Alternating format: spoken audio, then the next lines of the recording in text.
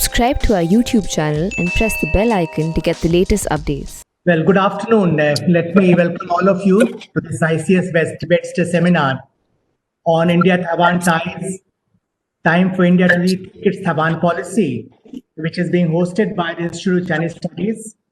We have ThePrint as our media partner for this event. I would like to extend a very warm welcome to our chair, Dr. I-Chung Lai, President of Prospect Foundation, a leading think tank of Taiwan. Dr. Lai is a highly respected scholar who is deeply invested in promoting closer links between India and Taiwan. I've had the privilege of working with him on several occasions in the past, and welcome to you, Dr. Lai.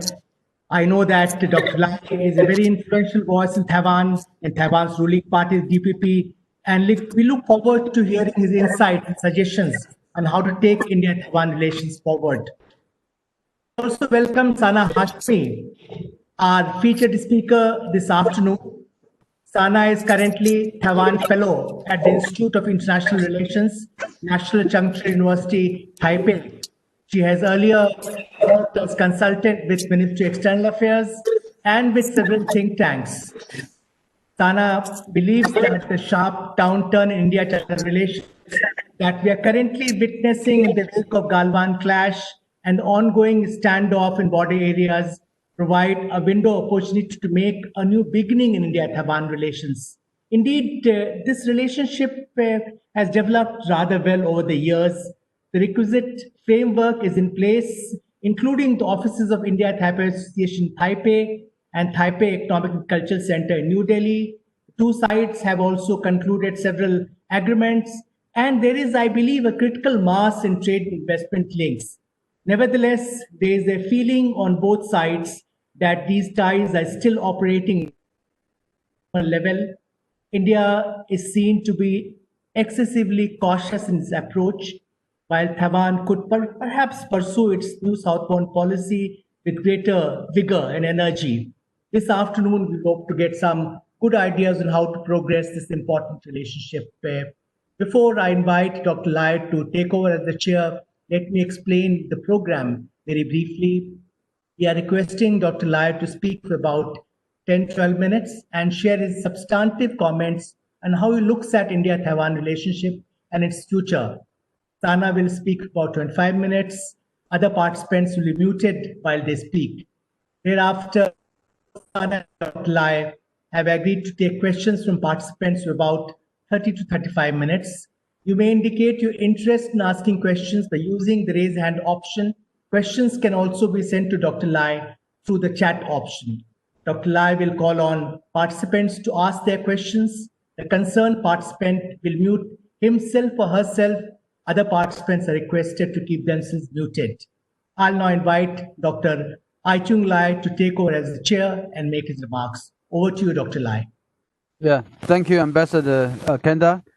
Thanks for inviting me to be able to chair this very prestigious think tank sessions at a very timely event to rethink about the India-Taiwan relation, on particularly India's policy toward Taiwan. I think there's no doubt that the recent bloody incidents in Ladakh area has brought India and the world to refocus on the Chinese aggressive international behavior and how it views its promises, especially the question about how China views itself in this world. It also forced India to find itself in need to reevaluate its readings of Beijing's intention, Beijing's motivation, and to review India's policy toward China. And it also seems to me that the year 2018, the Wuhan spirit, that is something that they call after the Doklam crisis, then the India and China in year 2018 Wuhan, they have the informal summit. What goes afterwards, seen by the outside world, seen as a Wuhan spirit. Now, and with all the rapprochement in the following 2 years, has vaporized on the June 15th among the fistfights. Then, due to the conventional wisdom, which views the Taiwan-India relation as a function of their India-China relations. So there's a tendency to view either Taiwan as a bargaining chip for India in dealing with China, or Taiwan as a liability, which will add more problems for the already complicated India-China relations. I personally believe that we do not have to follow these two thoughts or these two paths.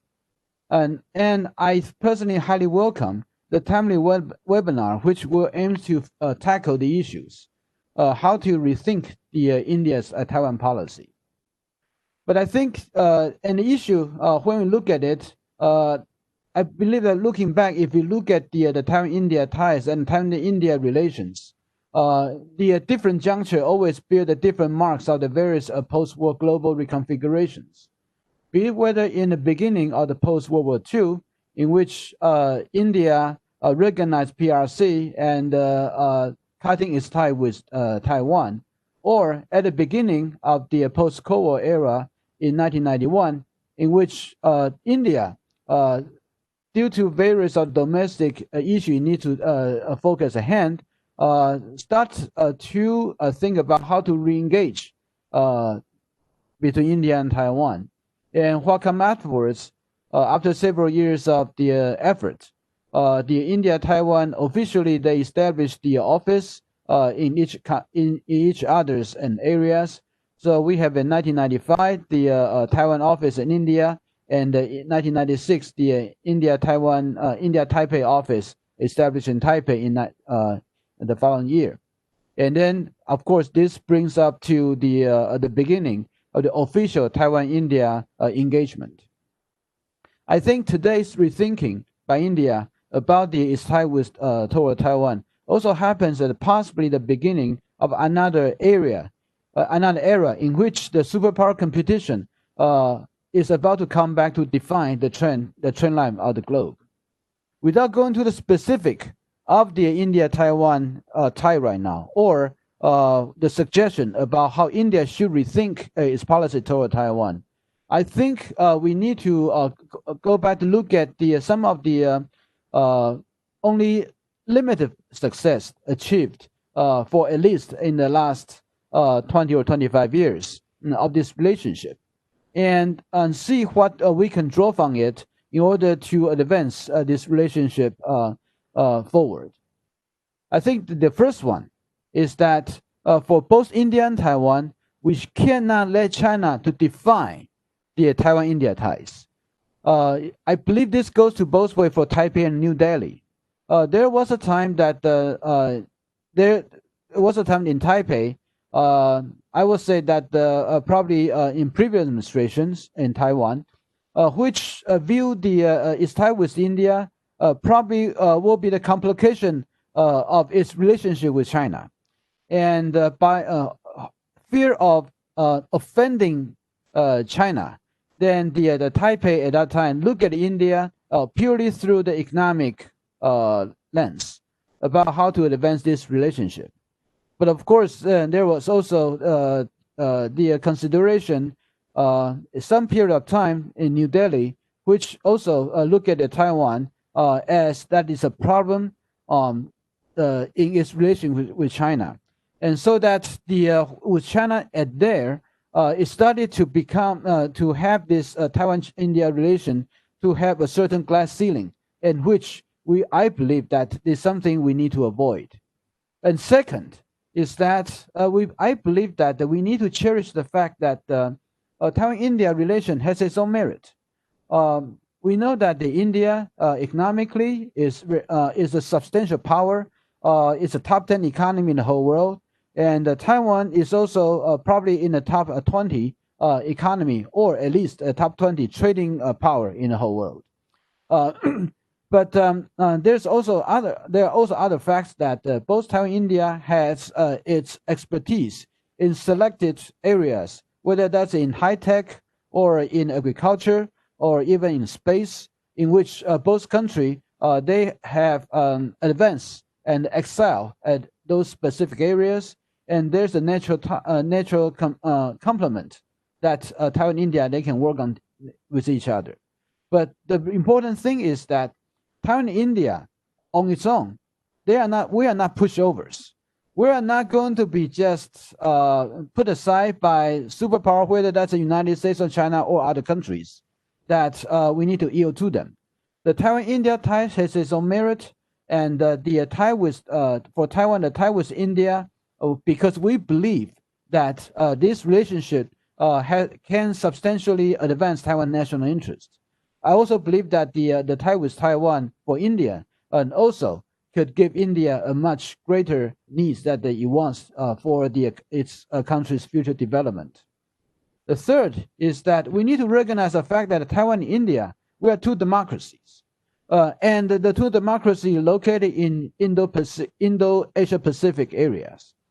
When we talk about democracy, we have to know that in Asia, although the democracy is a widespread recognized facts or the norm among the European countries, but in Asia, democracy is still the minority. Both of us are the democracies, and we share the similar values, and we're located in this area in the Indo-Pacific similar time zone. That's adds up the weight about how we should cherish the political system, as well as how we translate a democracy to fit our own domestic cultures, and how that could be the important lesson experience shared, not just between Taiwan and India, but also with our friends in Asia.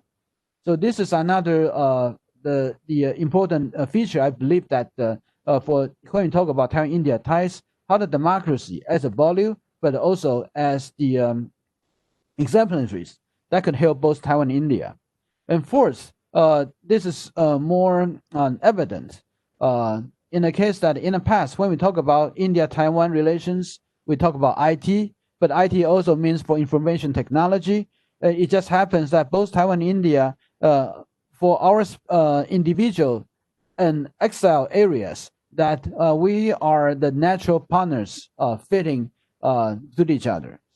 That Taiwan is very good at the hardware and manufacturing, and even to a certain extent the hardware plus some software altogether. But India, with its enormous brain power, not only in software but also in other applications, so that when we talk about India-Taiwan in terms of the high tech, there are much more rooms to develop and we can grow.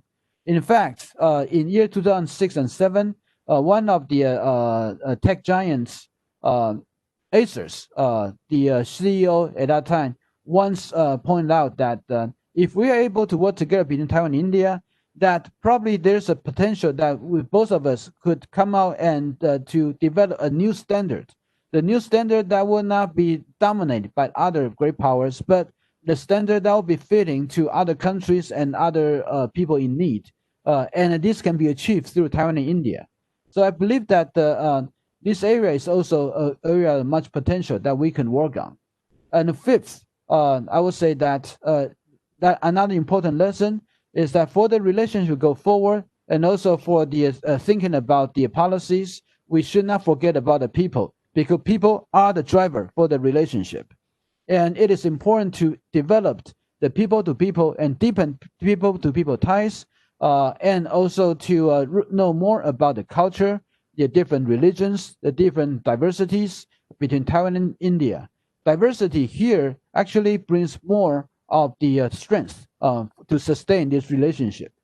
So I believe that those five, in my view, if we're able to work on that, looking back at how the Taiwan-India ties advanced, that those five elements could be another important areas we can hold on and go forward.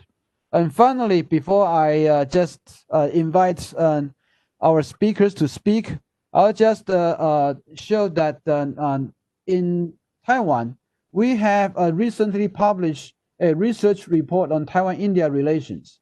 This report is not by the Prospect Foundation, in which I'm the president of, but I participate in this report. This report is published by the Taiwan Asia Exchange Foundation, which is the foundation responsible for Taiwan's New Southbound policies, advancement, and engagement.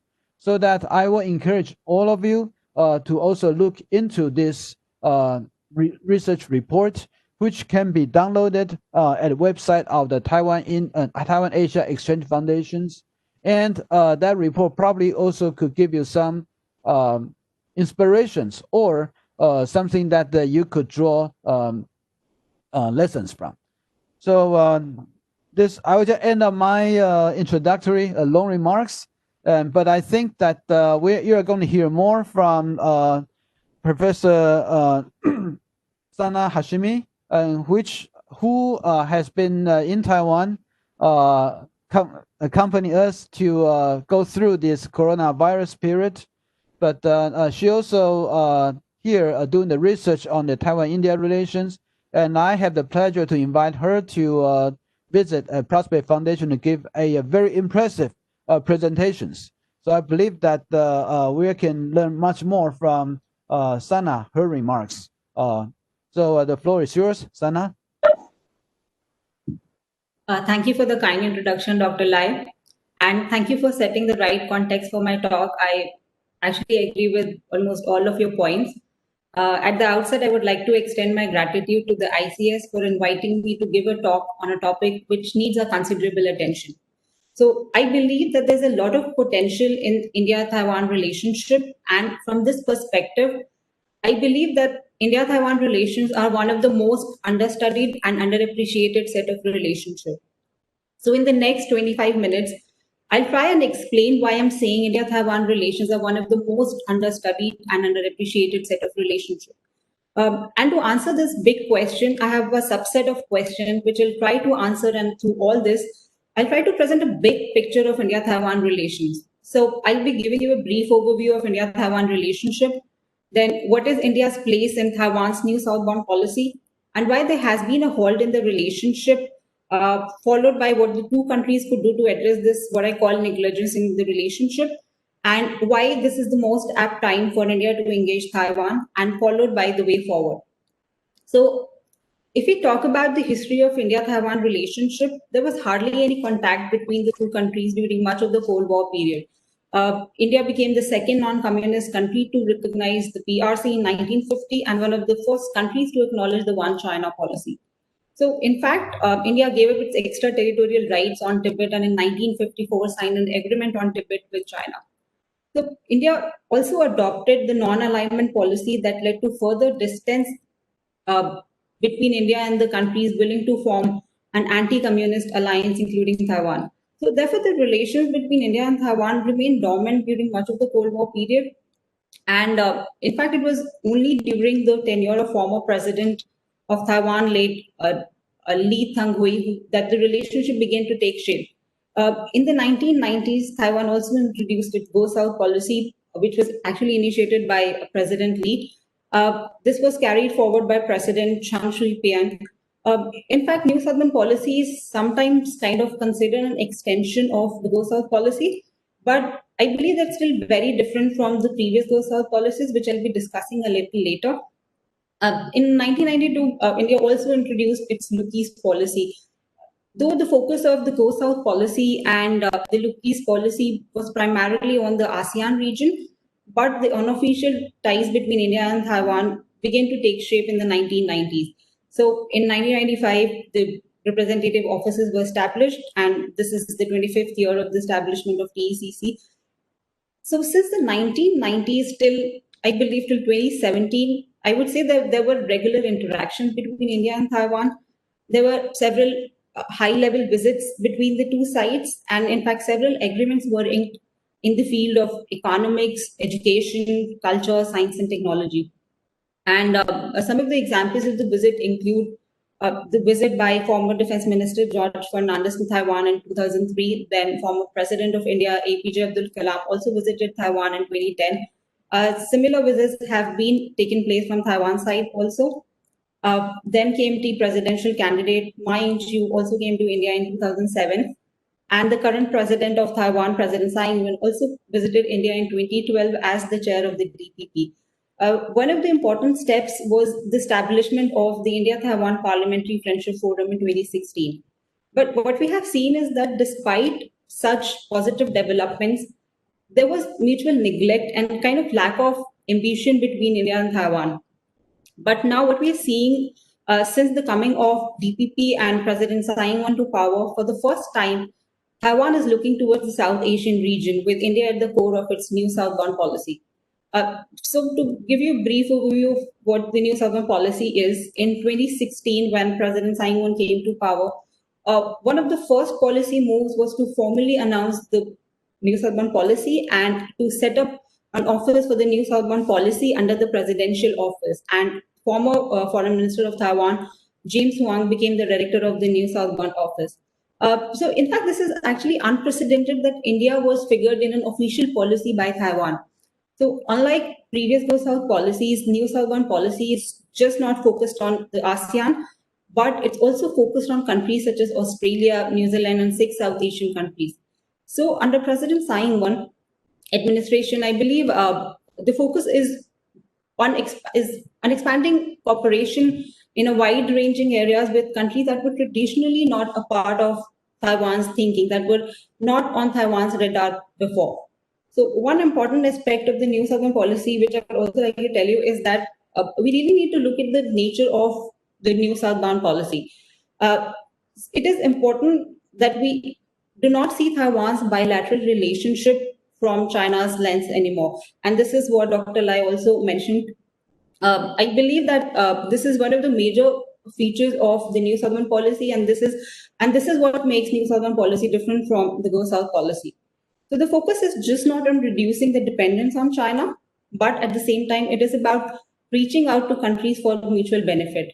In fact, President Tsai Ing-wen, while she was interacting with Asian media in 2017, she stated, and I quote her, that it's not about competing with China, but about emphasizing Taiwan's own advantages and promoting mutually beneficial development as a member of the regional community. I believe that was a very important statement.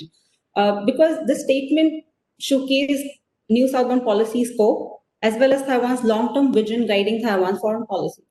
So this policy is mutually beneficial, and it also talks about giving equal opportunities to countries under the scope of the new Southern policy and educates cooperation in the cultural, science and technology, commercial, etc. realm. So I think that this policy is very important from this perspective.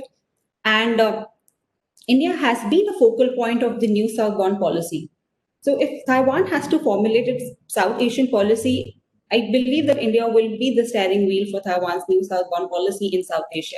Even individually, India is an important country in the new southbound policy. So, but what I've realized that Taiwan has taken a step towards India and is willing to engage India further, especially under the scope of new southbound policy. But India has been a little hesitant and cautious in even expanding ties in economic and even cultural sphere. So even though the Act East policy was upgraded, was introduced in 2014 by Prime Minister Modi administration, but despite being an important part of the region, Taiwan was never officially a part of the Act East policy. But what we are seeing that amid this grim times of the pandemic, one silver lining for the proponents of India-Taiwan relation is that there is immense support for advancing ties with Taiwan and India.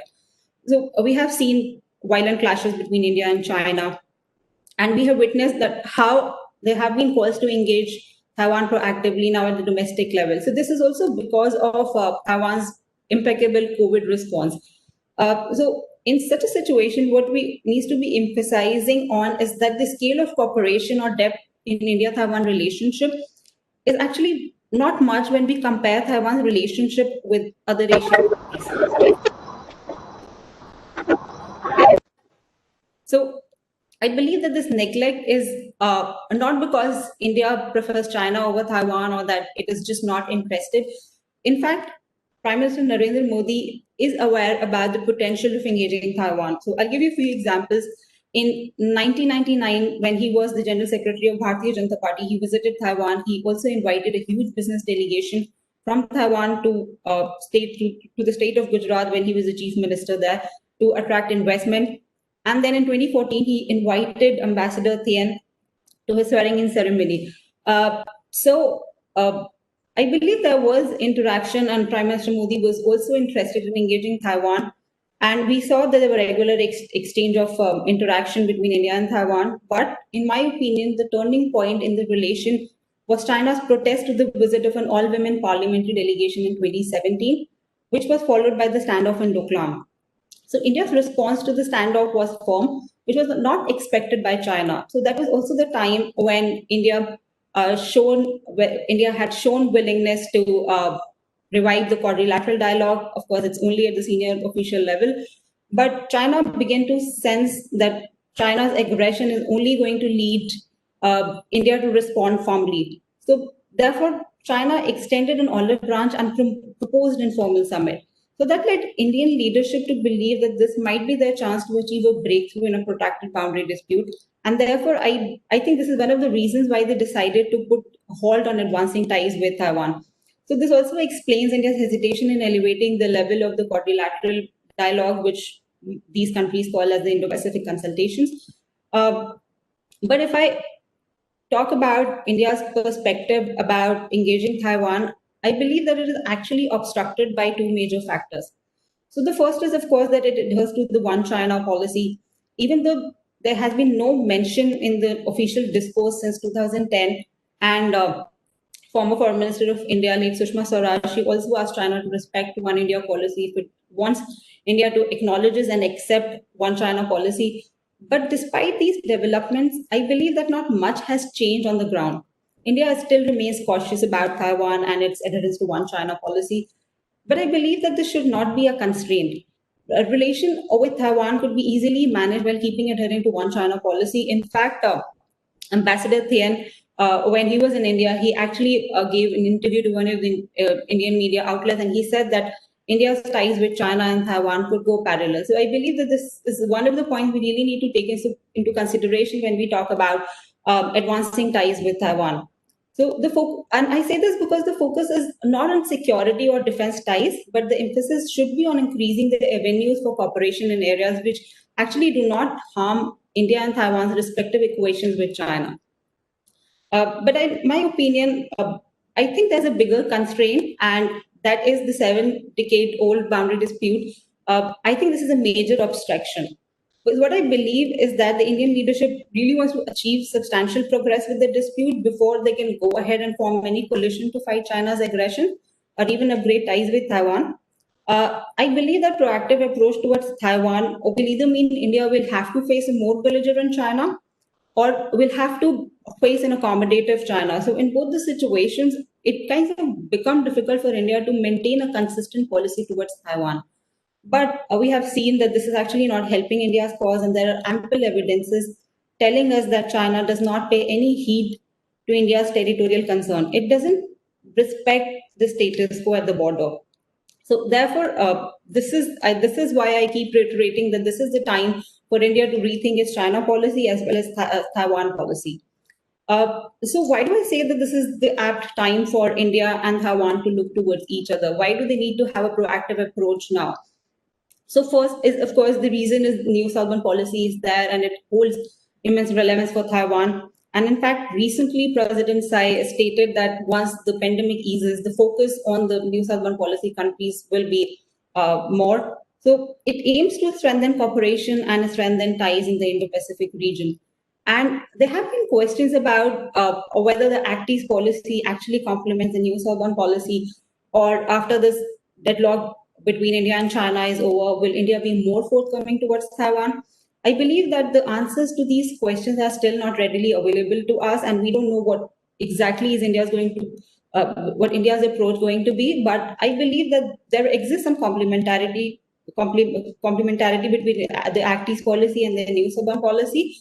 And I believe that there exists a mechanism, and India and Taiwan have common interest and shared concern should allow these two sides to find a common ground.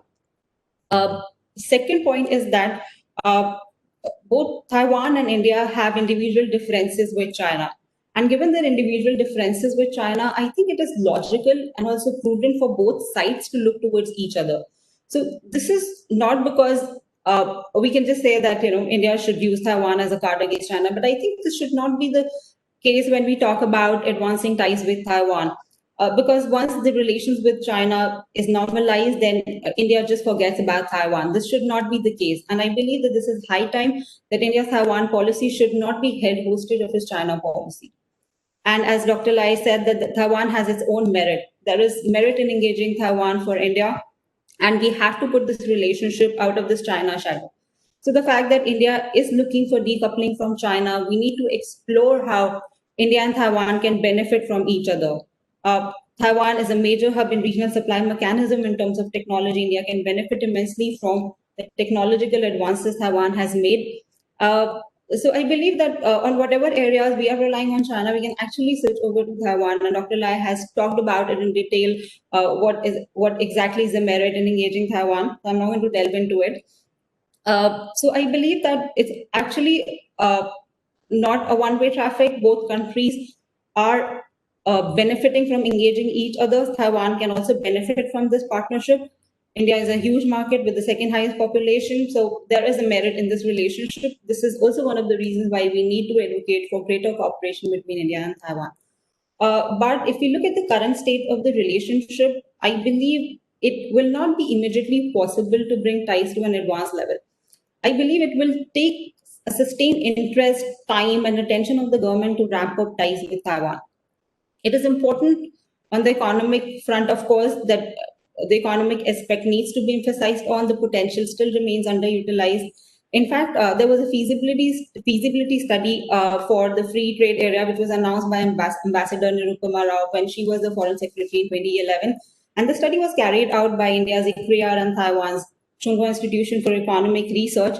I don't know what happened to the findings of the study, but I believe it will be beneficial to have such more sector-wise feasibility studies. But what is more important is that we put these into practice. It is more important when India has made it clear that it will not be a part of the Belt and Road Initiative in its current form. It might be useful to look towards Taiwanese companies and encourage them to take up projects in different parts of India. Also, products made in Taiwan are far superior than the Chinese products. So I believe it will be mutually beneficial if a sustained focus is given on economic ties. Then more importantly, I think what I have been reiterating and what I have come across through my readings and interaction with scholars from India and Taiwan, that even basics are not in place in India-Taiwan relationship. And I really believe that we really need to focus on basics even before we go ahead and talk about security ties or any other aspect of the relationship. I think we really need to have a greater case for people-to-people ties. In this context, I believe that greater tourist visits can be encouraged and strengthened. I'll give you an example. So for a small country like Singapore, in 2018, there were 1.4 million Indian tourists that visited Singapore. So Taiwan can certainly learn from this, and the kind of environment Taiwan offers is somewhat similar to Singapore. So it can attract several Indian tourists. It's just that several common Indians do not see and know about Taiwan's potential as a major tourist hub. So Taiwan is trying to work on this, and in fact, Taiwan Tourism Bureau, which has an office in Mumbai, also came up with this a strategy to 2020, which entailed increased tourism to India from Taiwan. My second recommendation is about academic exchanges. I believe that there needs to be more academic exchanges between India and Taiwan. There needs to be more dialogue between think tanks and universities from both sides. I'm seeing a lot of interactions between Indian think tanks now. NMF is taking the lead, and in fact, there are several think tanks and universities which are interested in knowing about India-Taiwan relationship. So I'm seeing some progress, but I think there still needs to be more awareness.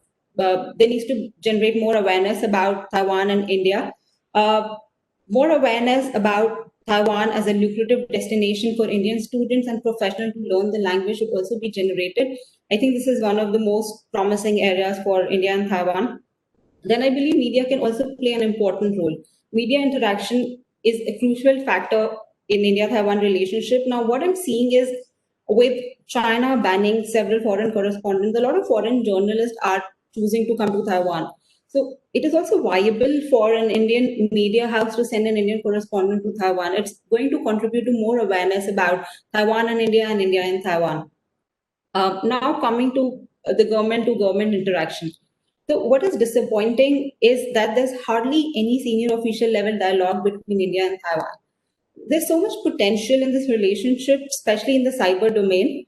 So India has robust cyber cooperation with countries across the world, and Taiwan is one country which faces cyber attacks in a day, much more than the average cyber attacks any country faces in a day. So I think this will be a very promising area, a very important field of cooperation between India and Taiwan.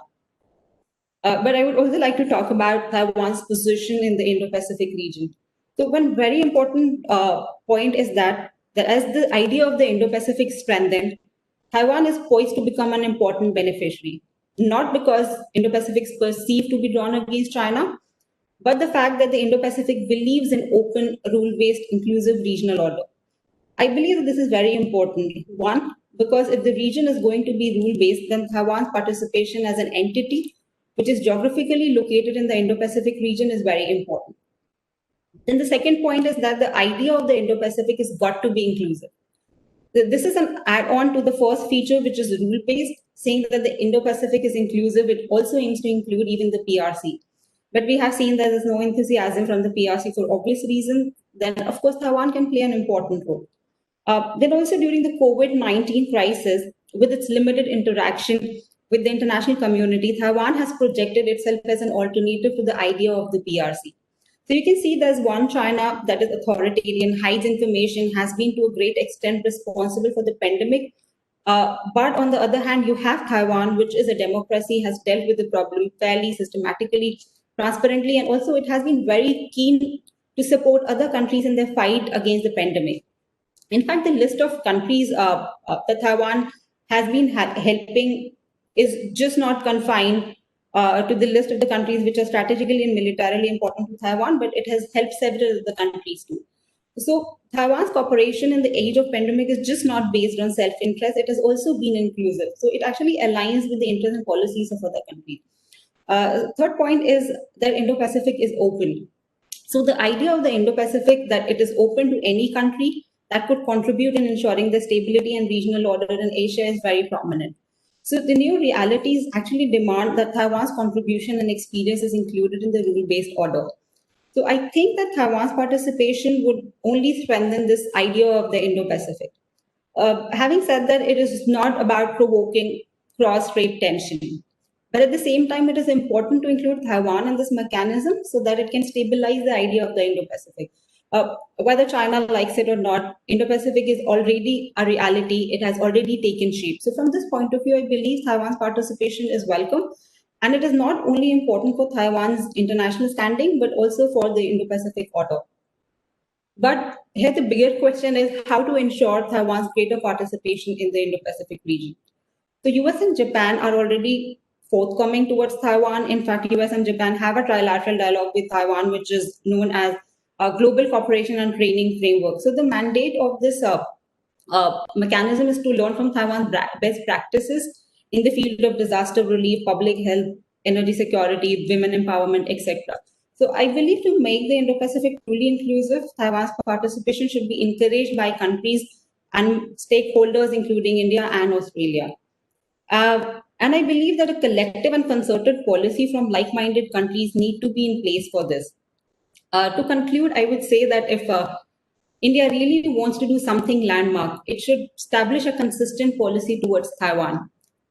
Dialogue at all levels should be encouraged by the government, and at later stages, maybe government to government at senior official levels may also be considered. It's important that India keeps in mind that engagement with Taiwan does not mean undermining its adherence to one China policy, and it doesn't mean that it's going to jeopardize its relation with China. So I believe the focus should be on people-to-people ties, business to business, and even government to government ties. So, and also for Taiwan, I would like to recommend that it also needs to be persistent with India. So in the last, I would say that, and I've been reiterating this in all my writings and all my presentations, that Taiwan has a strong military, it's an advanced economy, it's a robust democracy. And if India does not engage Taiwan now, and it continues to overlook Taiwan's potential, it will be a missed opportunity for India. Thank you.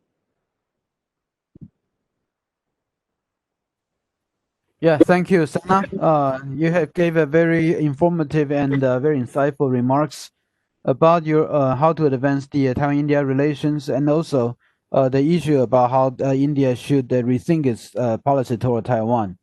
I think I was asked by the organizers that we also have another important questionnaires coming from Ms. Jyoti Malhotra. Yeah, Jyoti has not joined today. She's okay. leave, so you can move on.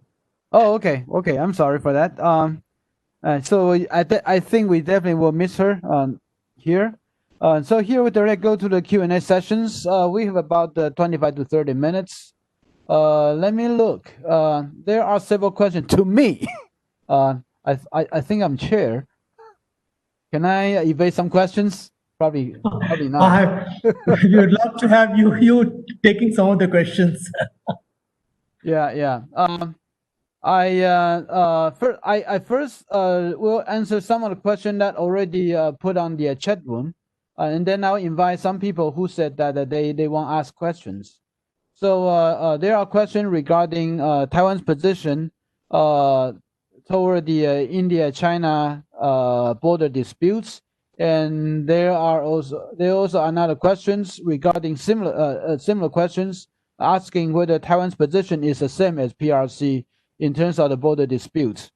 I have to say that if you look at all the India-China border disputes, and Taiwan has been very consciously been silent about this. It's not that we agree with China, but basically there's a concern that coming out voicing a very different positions. There are than China. There are people, or there probably will be consequences about the cross-strait relationship. So you could say that Taiwan is either too cautious, and in this way, probably Taiwan also put China as a cap in its dealing with India. But I think there are the concerns in this regard. But basically, I can confidently say that Taiwan's position is definitely from China regarding this dispute.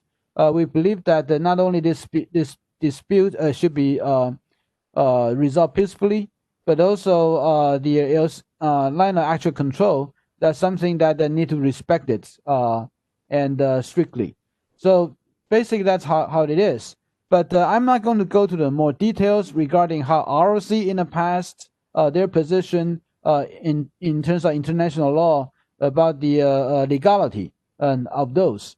But I think we just take the facts on the ground and respect the facts. That's what the Taiwan's government's current positions. It's just the concern about already complicated the cross relationship.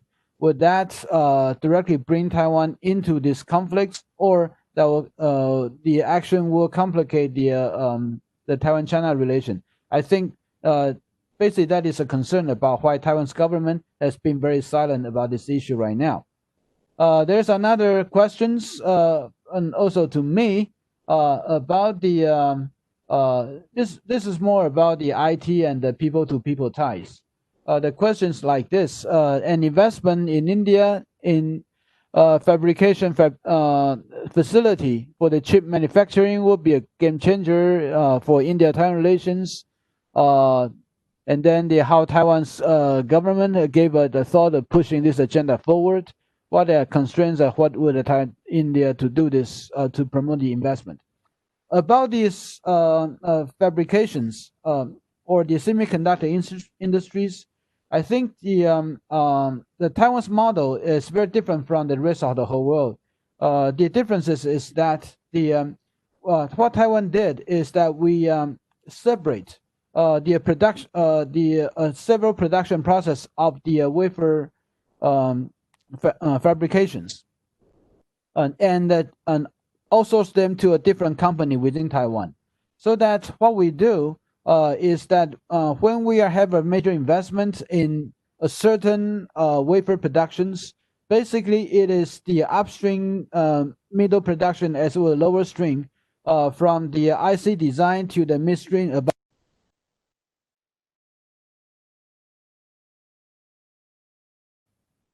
And then to the lower string, that is the packaging and testing. Or although it is in Taiwan, but they belong to a different companies.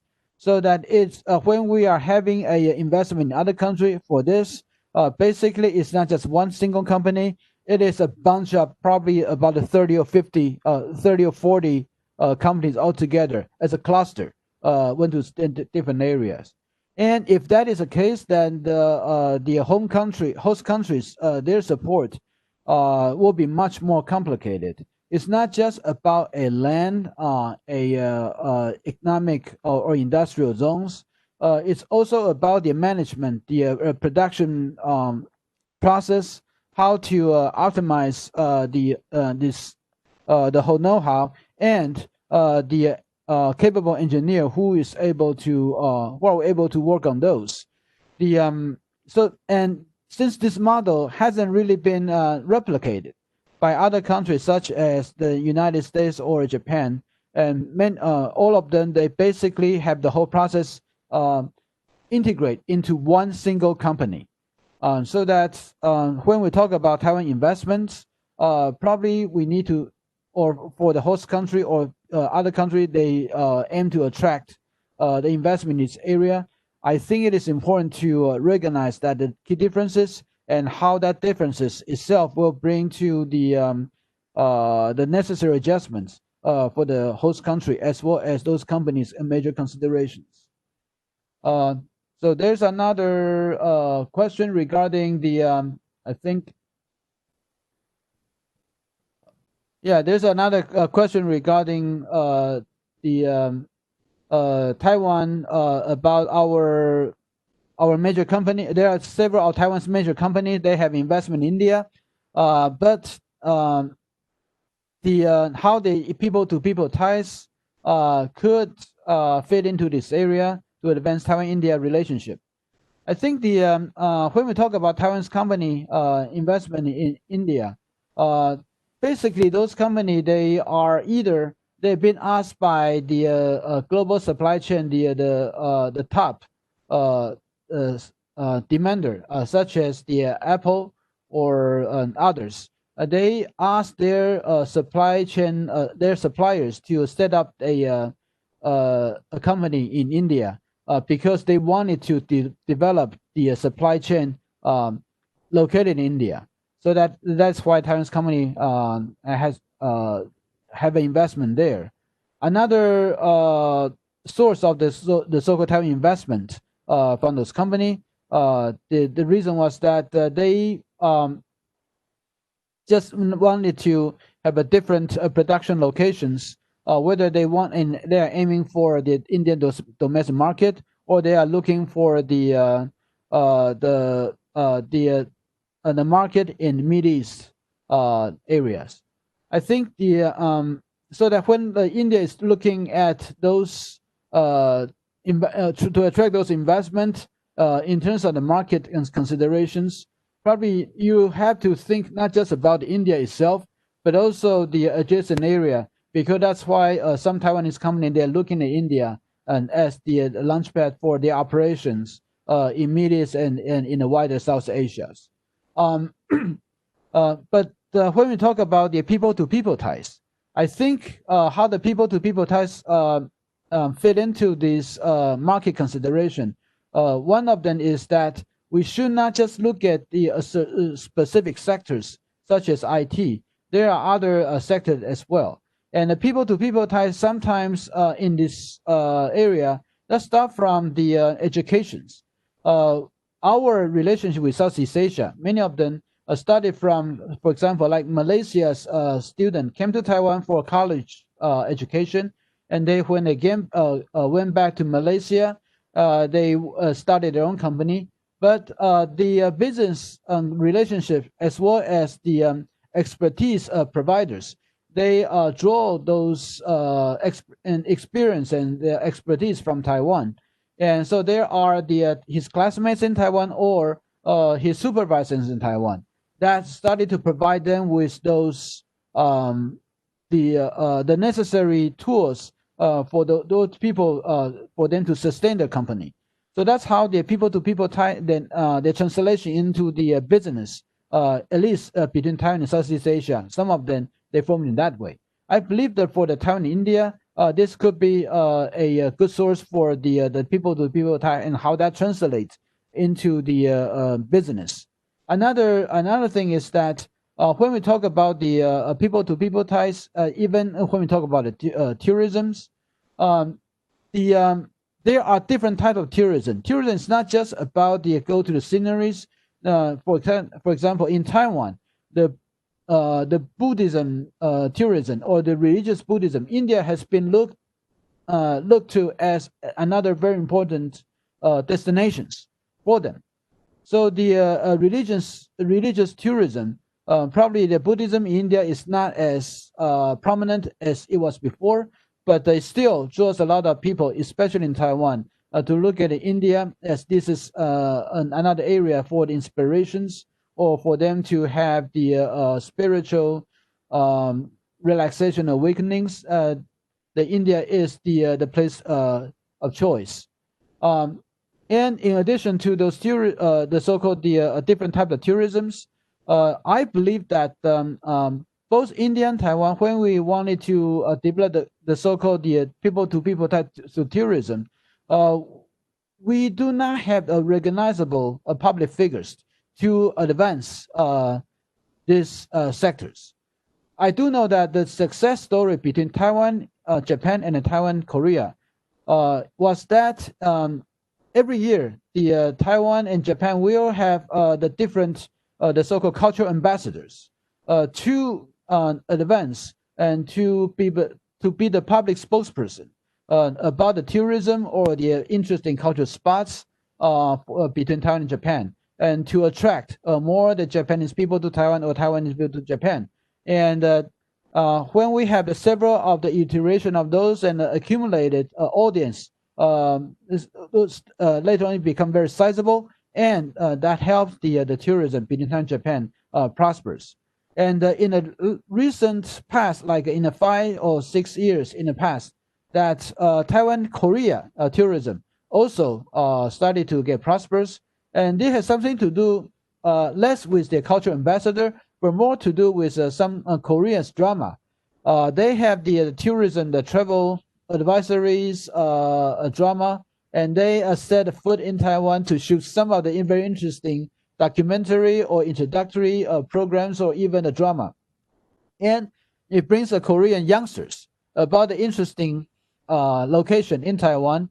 For example, some of the Taiwan or 101 or the Taipei or in the Taichung, the scenery location becomes the love scenes in certain dramas. And the Korean youngsters flock to Taiwan just to try to revisit and to relive those experiences. And that helped to propel the Taiwan, Korea, the tourism to prosper.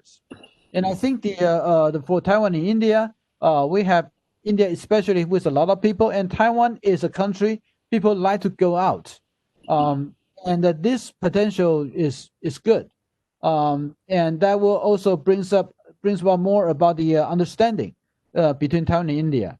When you talk about Taiwanese people, and I think it is important to know that Taiwanese people like to travel, and due to the COVID-19, one of the emerging new business is in Taiwan that people have the so-called fake foreign travel business. That people take the flights, depart from the Songsan airport, go to some offshore island for about 1 or 2 hours, and then fly back. The whole tourist lasts for about like 1 day, and people just like to go to airplane and eat a meal in airplane, and then just take the plane and go to some other area, and they have like the duty-free shop for them to shop. Even though those duty-free shop, they are also owned by Taiwanese. We never really step into the foreign country, but you could see that how Taiwanese were daring to travel abroad, and so this becomes the very interesting new business. And right now we have airplane seats that have been filled up all the way to the end of this year. So this is just another examples here. I think there are several questions to Sana. Let me read some of them so that I will ask Sana Hashmi to respond. What I see here is that the one question is that Sana, thank you for the excellent presentation. which area in high technology, in your view, are appropriate for India-Taiwan collaboration, and how should this be pursued? The question number 2 for Sana is that there's need to totally revamp the India-Taiwan relations. I feel we have given far too many concessions to China with nothing in return. This is an opportune time to give Taiwan its due place in the community of nations. So no need to be too defensive about what China did. And yeah, I think I'm not going to repeat more. So the change in Indian progressively, what should that be done? So I would just invite Sana to respond to those 2 questions. Thank you, Dr. Lai. About the question on high technology cooperation, so Dr. Lai already talked about semiconductor, and this is one of the core competency areas of Taiwan. But I would like to talk about new southbound policy. So under the framework of the new southbound policy, Ministry of Science and Technology is actually funding research and development in countries which come under the scope of new southbound policy. So Southeast Asia has been a beneficiary of Taiwan's several programs. In fact, because also Southeast Asia has been an important part of Go South policy and Taiwan's foreign policy, so it makes sense. But most Ministry of Science and Technology has actually funded several programs and centers in Southeast Asia, science and technology centers in Southeast Asia. So I believe that we could also be a beneficiary of this program and collaborate more with Taiwan in this field. Then there's a lot of collaboration with Indian institutes such as IIT and Taiwanese universities, but this is not at the government level. This is all at the levels of universities and think tanks. So I believe that government really needs to pay attention if we really need to gain from Taiwan's best practices, and if we want to learn something from Taiwan. Then there is smart pandemic prevention system program, but this is also at the university level. So there is some research on the AI which is happening between India and Taiwan, but this is all at the level of universities. But if you ask me, I believe that governments really need to take a proactive stand, and it should be at the government level. So I believe that we can talk about it and we can say that Taiwan is doing this with India, but there are a lot of students from science background which are in Taiwan, which are studying in Academia Sinica and all of the universities. But then there's no involvement from the government. So I think this is one of the major problems we face when we talk about India-Taiwan relationship in the field of technology. Then next question was if there's no need for India to be defensive. I believe that we can't really ignore China, first of all, because we have a boundary dispute. China is our neighbor. We need to have a dialogue with China, but at the same time, we can't really ignore Taiwan. And as Dr. Lai also said about it, that India-Taiwan relationship is different from India-China policy relation. So I believe we really need to take this into consideration when we talk about India-Taiwan relationship. And if we want to have good ties with China, it doesn't mean that we ignore our relationship with Taiwan, or we do not really focus on mechanisms such as quadrilateral security dialogue. It can, as Ambassador Thien said, that it can totally go parallel, it can go hand in hand. So I think the focus should be on this. Okay, so there are several questions to Sana, and here I just one of them probably came from the Taiwan audience. Is it from Taiwan's point of view? This is best time to work hard to get included in the international organization such as WHO, IMO, or ICAO. And he said he or she believed that India should be the facility for Taiwan to be given the observer status in these organizations. And what are specifics of the rule-based order when it comes to India and Taiwan, given that issue with such innocent passage? And so probably these are 2 questions. One of them probably is more about your view, how India can facilitate Taiwan's inclusion in those organizations. Another is more on the wider, the so-called the rule-based order, and how India, Taiwan, you believe that we can work on this. So yeah.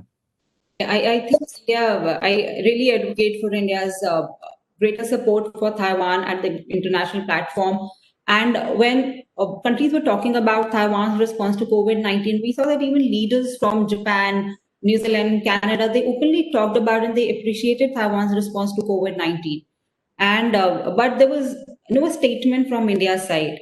So you have to see all these things when we talk about India's facilitating Taiwan's observer status in all these organizations. I believe that it's very important that India, at least at, if not at high level, at least senior official levels, India really needs to talk about what Taiwan has done and what can we learn from Taiwan. I think the discourse on Taiwan was missing from India. It was just there was popular discourse about Taiwan, but if you ask me, there was hardly anything at the official level. So that appreciation for Taiwan's response was missing at the official level, but I strongly believe that Taiwan is a member of APEC, and India was trying to be an APEC member. So it's like Taiwan can help India, and then India can also help Taiwan in some of the organizations. So it's give and take. So I believe that there should be some kind of arrangement but for this we need to have government interaction for that. And the second question was about the rule-based order. I think Taiwan and India are facing the common threat. They have common interests. They have shared concern, and both are democracies. These two countries, they respect mutual they respect equality. They talk about mutual non-aggression, and these are the countries which can contribute towards rule-based order. So I think these are the major specific when we talk about rule-based order, that these are democracies and they want to contribute and they want to see peace and stability in the region. So I think the policies and interest of India, India's vision of the Indo-Pacific, and it's very much aligned with other countries as well. That these countries haven't really come up with this with one joint statement at the end of the Indo-Pacific consultation. But if you look at it, the interests are the same. All these like-minded countries are facing the same threat. This is China's aggression. So I believe that, and they believe they uphold the same value. So I believe these are the major specifics of the rule-based order when we talk about India and Taiwan.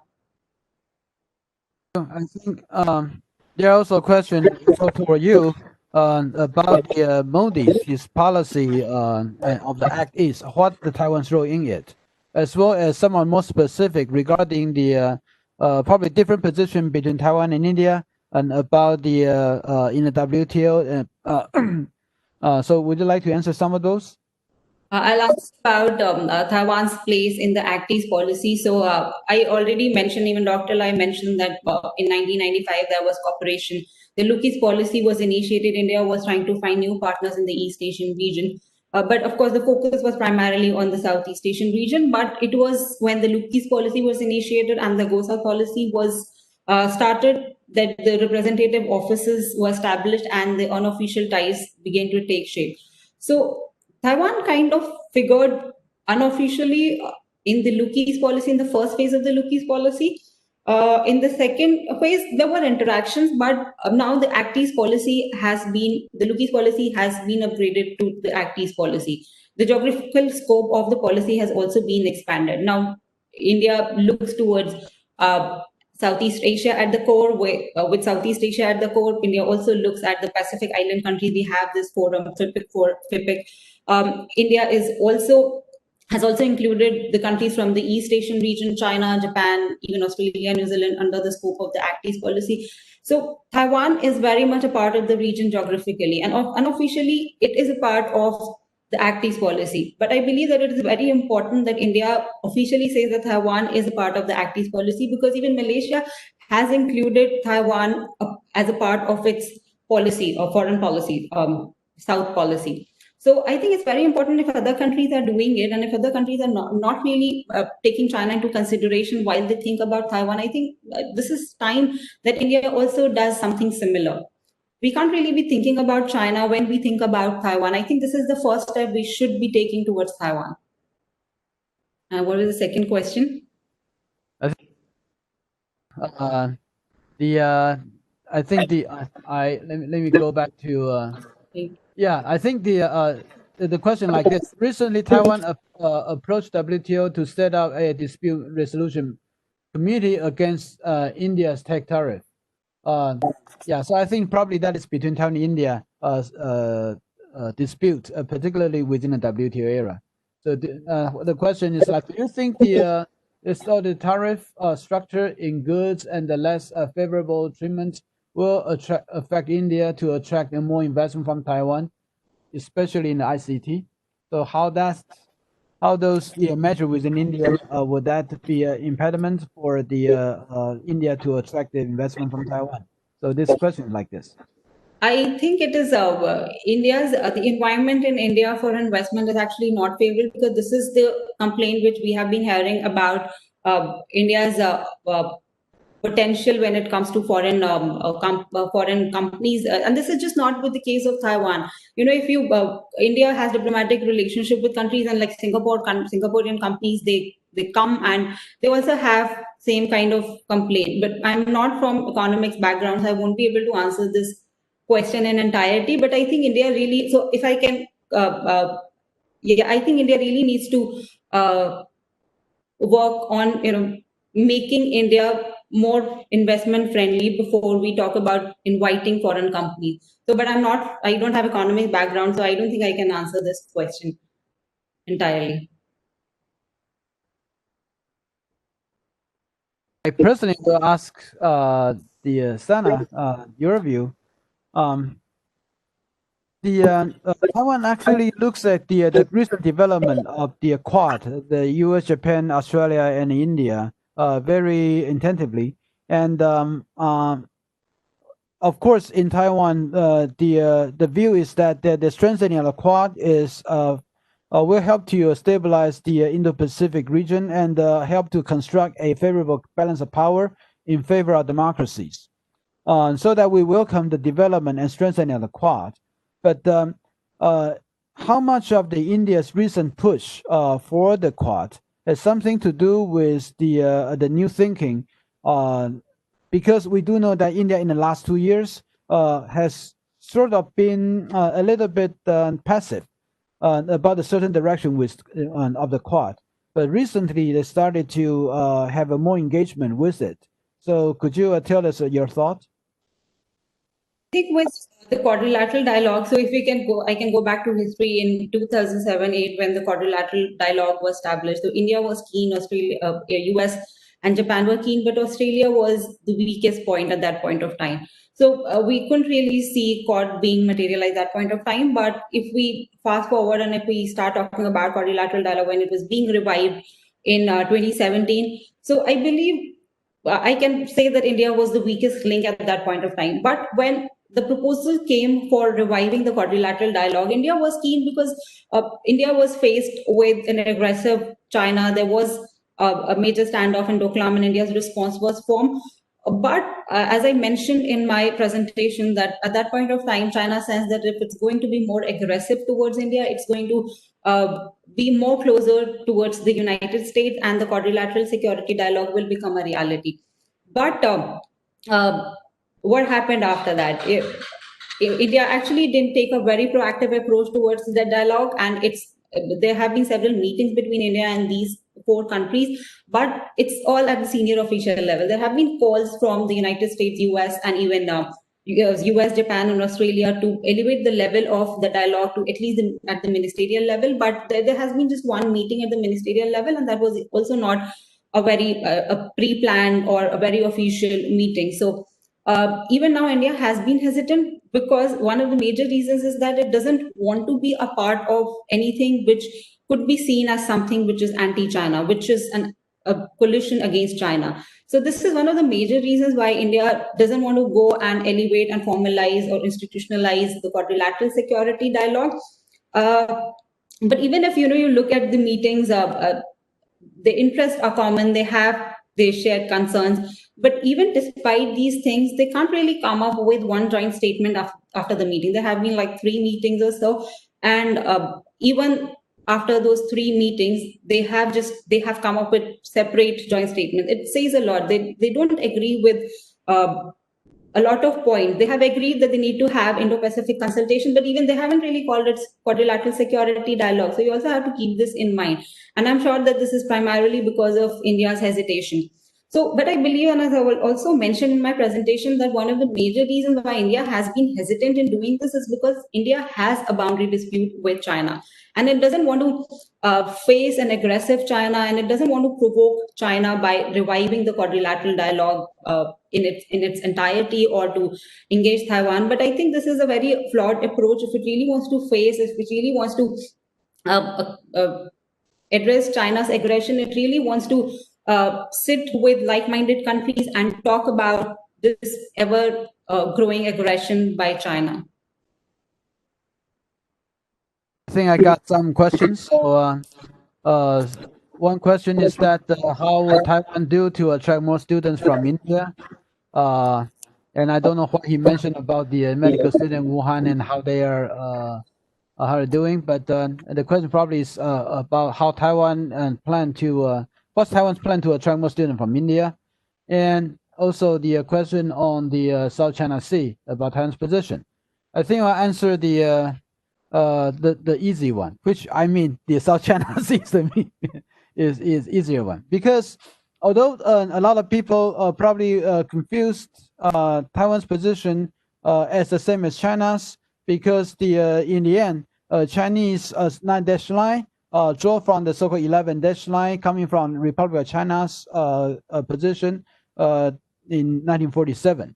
But I have to say that in year 2016, if you look at if you read the Tsai's government statement, what the Tsai government opposed was that despite Taiwan's eager to participate in the tribunal court hearing, but that Taiwan hasn't given any an opportunity to speak for itself, and then immediately, suddenly, the tribunal court make decisions affect Taiwan's national interest deeply, and so that I think it is lack of the opportunity to present itself, and especially with the result that affect directly about Taiwan's interests, especially Taiwan has an island Ituaba in its hand there, then that draws the opposition from Tsai's government. But at the same time, the Tsai's government also in a different way answering stating out its position. I think in July year 2016, during the Q&A session in the Taiwan's LOI, our foreign ministers at that time said that the so-called dash line, whether that 11-dash line or 9-dash line, are not appropriate for as the national boundary lines, because technically you can say that how could a boundary has a dash? So what's the differences between that's vacuum empty between those dash? So how does that mean? So basically, I think it is a technical presentation by Taiwan that we disagree with China, and our position is not the same as Chinese. We do not take the dash line as the national boundary lines, but as I said earlier, there were the careful consideration that afraid of saying so would complicate more in the already very fragile cross relationship. So the Chinese government choose to present its positions in this way. And of course, it probably is too subtle. Then the did not attract international attention, and then probably that continued confusion until this day. So I do not know whether that is the right move or not, but at least I believe that President Tsai's government has tried, and clearly its position is very different from China's. Never took this line as a national boundary lines. Taiwan's position is that we have an island there, that's our territory, but basically the island and the water, our position is that we follow the UNCLOS and the international law about what the right associated with islands. And for the hard part, although the probably people will believe that the attracted student from India to Taiwan should not be a very difficult question. Definitely is. We wanted more Indian students to Taiwan, but I also need to honestly tell you that Taiwan also need to do a lot of preparation work for this. One of the very key deficiency in terms of education infrastructure is that we do not have an adequate and enough English teaching curriculum established in Taiwan. Even though some of the best equipped universities, such as National Taiwan University and including National Chengchi Universities, the past experience, at least in the last 4 or 5 years, was that the Indian student came to Taiwan, suddenly found out the professors look at the people in the class, and then found out that there are less foreign lookings students, and he decided to directly turn that into the Chinese teaching class.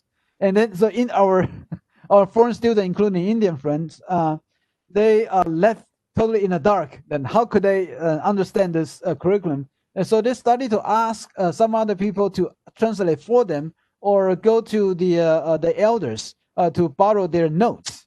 And so yeah, and I think the some of the question like this, although it is not seemingly not a big policy one, but it affects the efficiencies and the sustainable development and about attracting more Indian students. So I would say that yes, the policies that we want more Indian students to come to Taiwan, and in all area, whether that's engineering, science, or the social science, but we need to do a better job in Taiwan to really prepare ourselves so that we can attract more students, foreign students, and Indian students especially, to Taiwan. And also for Taiwan's that, and I think the issue is that the Taiwan student went to India to study.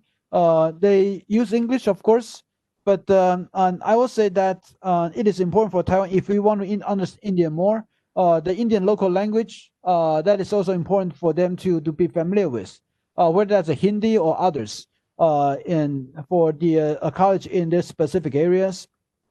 But we haven't, I think the public awareness of this hasn't really been there. So we also need to do a better job to help in that regard. So do we have yeah, I think we have still many other questions. But I think due to the our time constraints, I will just reserve the last question for myself to Sana. The issue is that I think in Taiwan, when we talk about Taiwan-India economic ties and FTA discussions, but there are some people in Taiwan, they look at the recent Indian government's withdraw from the RCEP discussions, and they look at the reasons the Modi's government cited why they wanted to opt out, and they do not see a favorable motivations for the FTA between Taiwan and China, between Taiwan and India, for the progress. So how do you see this? I think that, as I said, that India has also withdrawn from RCEP. So I think India really needs to have reforms before it goes ahead and sign FTA with any other country or invite companies to come and invest in India. But also, it took several years for India and ASEAN to finalize an FTA. So, there are problems which we really need to deal with at home. But I think to answer your question, the economy field, I don't know if Santosh Pai is there. So he is I don't think he's there, but he is a part of the ICS. He works on economic issues. So, yes, Sana. Hello. oh, I'm glad he's there. Yeah, sorry, I was on mute. Right person to answer your questions on anything which is relating to investment and. So I think yes, the move of India not to join RCEP might have disappointed Taiwanese companies, because Taiwanese, the business case for Taiwanese companies to come to India would have grown stronger with RCEP. But having said that, some of the Taiwanese companies which have ventured into India have been facing troubles. So maybe one small way to start is to help the Taiwanese companies which are already in India to resolve the bottlenecks. And I believe even during my visits to Taiwan, I was told that will be a major signaling that will work for rest of the Taiwanese companies to come. So yes, I think RCEP is a relevant factor. Thank you. Thank you, I think, Mr. Satoshi Pai, for your input, and that's important. So I think probably we are about running out of our time, and I have to say that today, for the thanks for the invitation of the ICS to help to organize a very insightful and wonderful, fruitful discussion webinar here. And I'm very honored to be able to be a part of this, and even to be able to chair and listen to various wisdom and taking many insightful questions for the discussions. I believe that the Taiwan-India ties has a lot of potential, especially right now.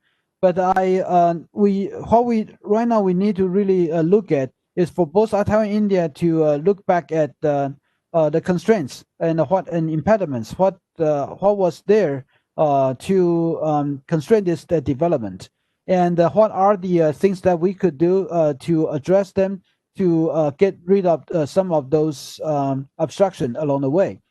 And although the time is inopportune, but what's following that is what more important in advancing this relationship.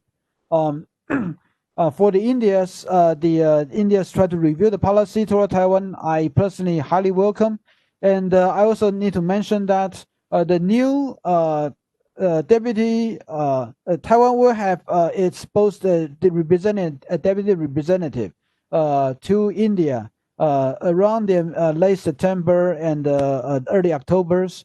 Both of them, Representative Ke and Professor Chen Mumin, they are the well-known in Taiwan for their view about India, and Chen Mumin particularly has been viewed as our top Indian experts in Taiwan. So we are really excited about the new personnel placed there by Taiwan. That means that there are several areas. Chen Mumin particularly, he is committed about the education and the people-to-people exchange to advance Taiwan-India relations. So I believe that not just about the reflection about the Taiwan-India ties, but also the personnel arrangements right now also is an indication that this relation and this momentum could actually fly high right now. So without further ado, and thanks for all of your participations. I personally benefit tremendously by joining in these discussions, and I hope that you feel the same as I am.